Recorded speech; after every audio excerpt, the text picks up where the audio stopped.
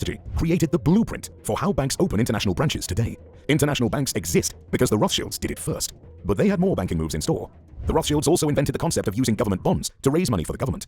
As they controlled more and more money, the Rothschilds became more and more powerful than entire governments. Years later, when countries wanted to set up central banks, guess who they called? The Rothschilds.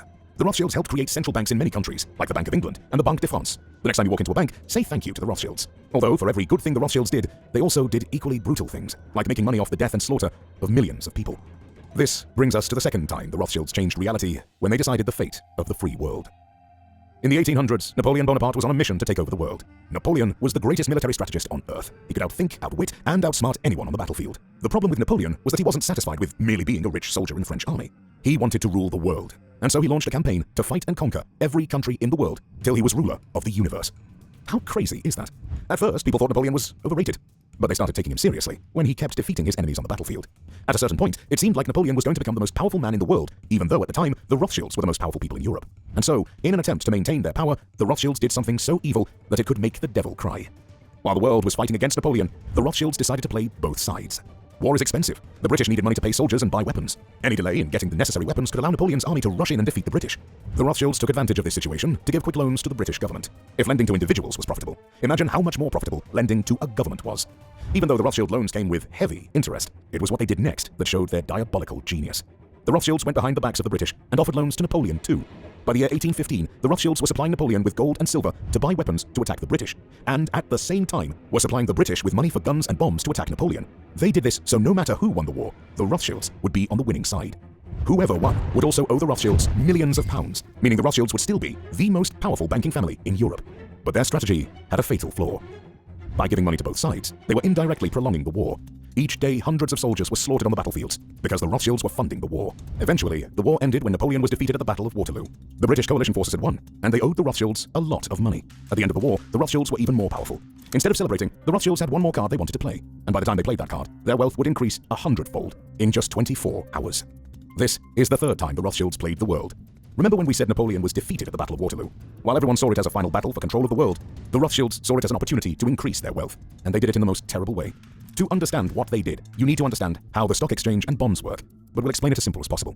The Rothschilds knew that if Napoleon won the battle, everyone in Britain would be disappointed, and that disappointment would affect the price of the pound sterling on the stock exchange, because the pound sterling is the official currency of the British. On the other hand, if the British won, then the pound sterling would become more valuable and increase in price on the stock exchange. And so, Nathan Rothschild paid a spy to wait on the battlefield to see who won the battle. So the spy watched the battle from his hiding place and saw that Napoleon was defeated. What he did next was legendary. The spy sent a pigeon to Nathan, informing him that the British had won. This meant that the pound sterling was going to be more valuable on the stock market. But nobody else knew the British had won because the official British horse messenger hadn't arrived in London yet. Nathan knew something nobody else did, and he used this information in a way only a heartless man would. Instead of celebrating Britain's victory, Nathan ordered his agents to spread fake news that Napoleon had won. When people heard this fake news, it caused panic selling of the British bonds on the stock exchange. The panic selling caused the price of the pound sterling to drop. And then Nathan, the same man who spread the fake news, ordered his agents to buy up all the bonds people were selling at rock-bottom prices. 24 hours later, when the official government messenger arrived with news that the British had won, it was already too late. The British victory made the pound sterling shoot up in value, and because the Rothschilds had bought so much on the stock market, it made the Rothschilds incredibly wealthy overnight. According to reports, the Rothschilds made the equivalent of $6 billion due to that single move.